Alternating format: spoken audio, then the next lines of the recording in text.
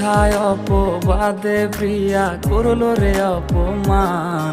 হায়রে ঘুমের ওষুধ গোলাওয়াইজ রে করে অভিমান। ওর নিকোটিনের ধোঁয়ায় এখন হইছে রে আপন।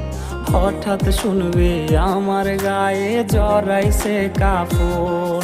ওর মিথ্যায় অপবাদে প্রিয়া করলো রে অপমান। হায়রে ঘুমের ওষুধ গোলাওয়াইজ রে করে অভিমান। ওর নিকোটিনের ধোঁয়ায় এখন হইছে রে আপন।